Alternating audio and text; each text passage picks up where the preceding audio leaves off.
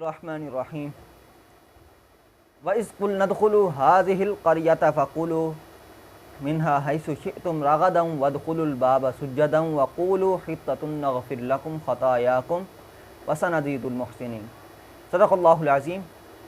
میں نے سورۃ البقرہ کی 57ویں آیت کی تلاوت کی ہے، اور اس آیت سے پیچھے جو گزشتہ آیات گزری ہیں ان آیات کے اندر اللہ رب العزت نے جو بنی اسرائیل کے اوپر نعمتیں کی، جو نوازشیں کی، جو انعامات کی، اللہ رب العزت نے ان نعمتوں کا، ان نوازشوں کا ذکر فرمایا تھا۔ تو اب اللہ فرماتا ہے کہ وَإِذْ قُلْنَا ادْخُلُوا، اور جب ہم نے کہا بنی اسرائیل قوم سے ادخلوا، داخل ہو جاؤ، هَٰذِهِ الْقَرْيَةَ، اس بستی کے اندر۔ تو یہ آیت جو ہے اس بات کے متعلق نازل ہوئی کہ جب بنی اسرائیل قوم ملک مصر سے نکل کر شام کی طرف چلی گئی، اور اس کے اندر مفسرین کرام فرماتے ہیں کہ یہ بستی کون سی تھی؟ یہ بیت المقدس والی بستی تھی، جس کے اندر بیت المقدس موجود ہے، یہ وہ والی بستی تھی۔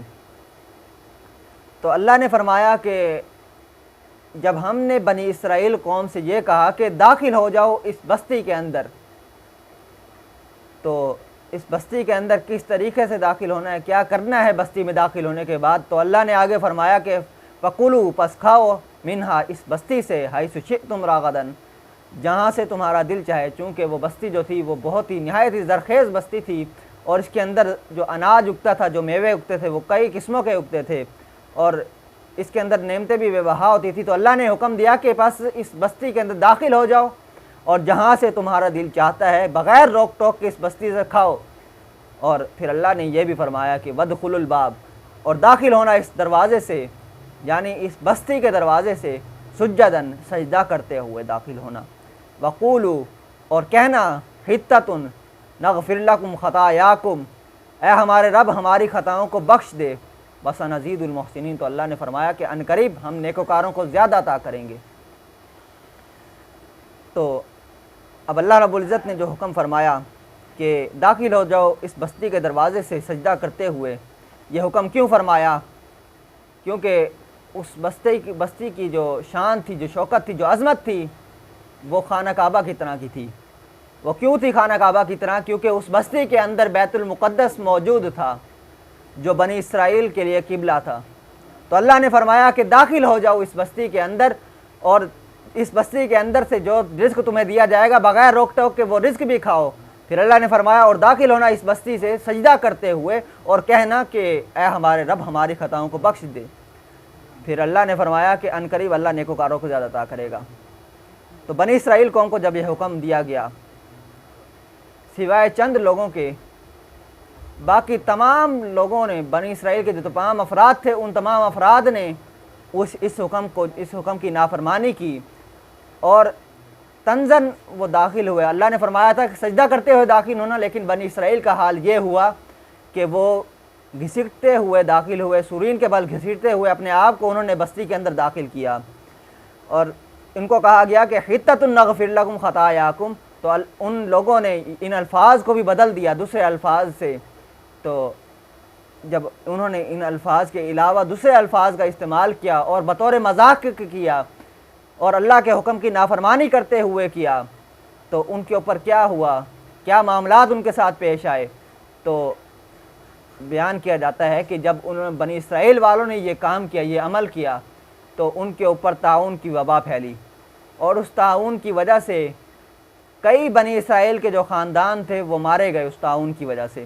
اور یہ جو بیماری تھی، یہ اس وقت اس بیماری کا آغاز ہوا جب بنی اسرائیل کی قوم نے اس طرح کی نافرمانی کی۔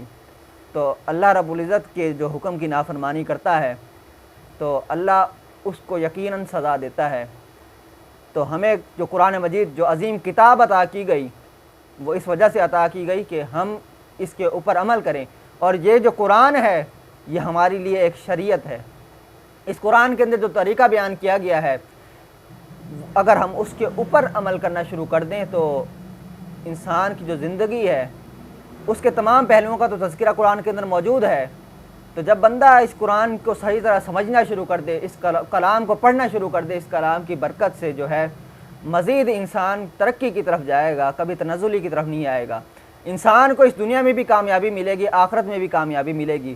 کیوں ملے گی؟ کیونکہ اللہ رب العزت کا یہ حکم ہے قرآن کہ اللہ نے جو ہمیں حکم دیا ہم اس کی پاسداری کریں، ہم اس کے اوپر عمل کریں تو ہمیں دنیا کے اندر بھی کامیابی ملے گی، آخرت کے اندر بھی کامیابی ملے گی۔ اگر اس کے برعکس ہم کام کرتے ہیں کہ اس قرآن کو ہم پیٹھ پیچھے رکھ دیتے ہیں، اللہ کے حکم کی نافرمانی کرتے ہیں، اللہ کے رسول کا کہنا نہیں مانتے، تو ہمارا انجام بھی اسی طرح ہوگا جس طرح بنی اسرائیل کا ہوا۔ بنی اسرائیل کے اوپر تو طاعون کی وبا پھیلی اور کئی بستیاں ان کی ہلاک ہو گئیں۔